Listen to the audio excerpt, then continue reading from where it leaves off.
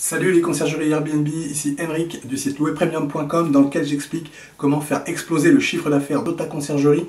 Aujourd'hui, on va voir comment développer facilement son business. C'est parti.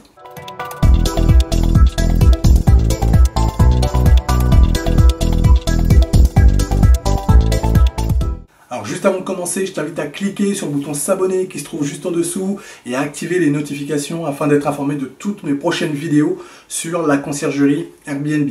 Également, je t'invite dès maintenant à laisser un pouce bleu afin de me motiver à te laisser toujours plus de vidéos, toujours plus de contenu, toujours plus de conseils sur la conciergerie Airbnb. Alors aujourd'hui, on va voir comment développer facilement son business.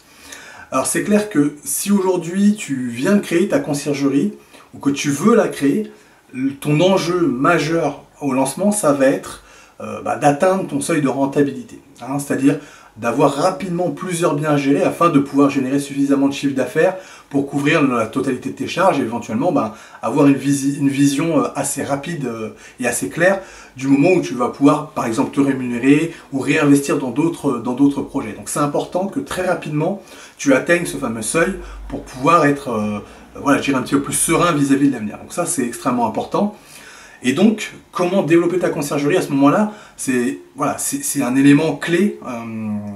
C'est un élément clé vis-à-vis de ta rentabilité. Alors, comment est-ce qu'on le développe rapidement et facilement? Alors, c'est extrêmement important, je viens de le dire. Pour ça, il n'y a pas de miracle en fait. Si tu veux, tu dois te mettre en quête, en priorité de nouveaux clients, de nouveaux propriétaires avec qui tu vas travailler. Donc ça doit être vraiment ta priorité numéro 1. Alors qu'est-ce que ça veut dire que ce soit ta priorité numéro 1? C'est-à-dire que les actions que tu vas mener au quotidien doivent être en priorité sur ce thème-là. Parce qu'on est vite embarqué dans différentes actions qui sont parfois nécessaires quand même, mais qui ne sont pas celles qui vont nous rapporter de l'argent, qui vont rapporter de l'argent à la conciergerie, qui vont développer l'activité de conciergerie. Alors bien sûr, il va y avoir des incidents qui font que tu as besoin de te déplacer un peu à droite à gauche, etc. Ça fait partie du jeu. Mais la grande majorité de tes actions doivent porter sur la prospection. Ça, c'est extrêmement important. Sur l'acquisition de propriétaires, l'acquisition de biens de biens en gestion dans ton portefeuille. C'est vraiment ta priorité. Alors comment on fait pour s'assurer que ce soit ta priorité maintenant? Eh bien, moi, ce que je te recommande, c'est de mesurer le temps que tu passes sur cette activité. Pourquoi je te conseille de le mesurer? Tout simplement parce qu'on peut améliorer que ce qu'on mesure. Ça, c'est un fait. C'est-à-dire que à partir du moment où tu mesures quelque chose, tu peux dire je peux faire mieux, et pour faire mieux, je sais où j'en suis, je sais vers quoi je veux aller en termes de quanti, d'accord? En termes de données chiffrées. Donc tu dois mesurer. Ça, c'est extrêmement important.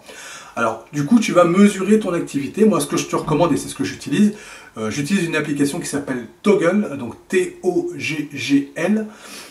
C'est une application qui te permet, je dirais, de tracer ton activité et de la timer. Donc, tout simplement, tu vas, par exemple, créer une première activité qui va être, par exemple, la prospection.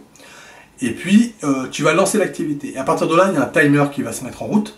Et à partir du moment où toi, tu auras terminé cette activité de prospection, où tu considères que tu l'as bouclée pour la journée, eh bien, tu peux faire stop et tu vas du coup mesurer le temps que tu as passé sur cette prospection. Tu auras une petite synthèse qui te le permettra. Et à chacune de tes activités du jour, eh bien, tu réalises cette manipulation. Tu mesures, tu mesures, tu mesures.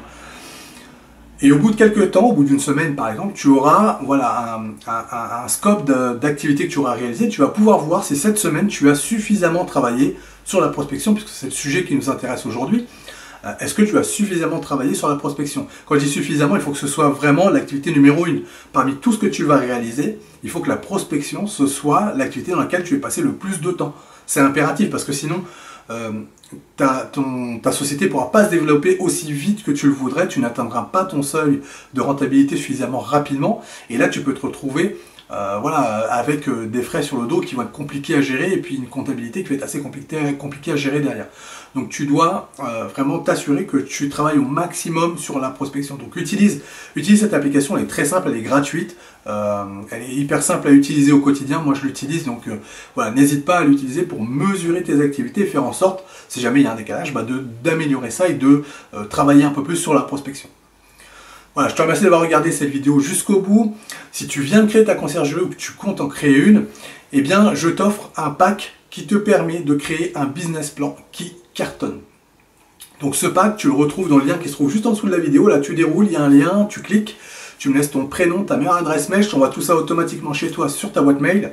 Alors ce pack, qu'est-ce qu'il contient? Il contient un document Word qui est la formalisation de ton business plan. Donc c'est un document qui est déjà pré-rempli, tu n'as plus qu'à compléter avec tes informations. Ensuite, tu as un fichier Excel qui sera le prévisionnel financier sur les 3 prochaines années.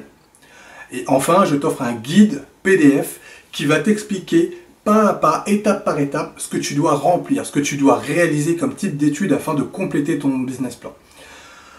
Donc le mieux, c'est que je te laisse cliquer là sur le lien qui se trouve juste en dessous et puis je te retrouve tout de suite de l'autre côté.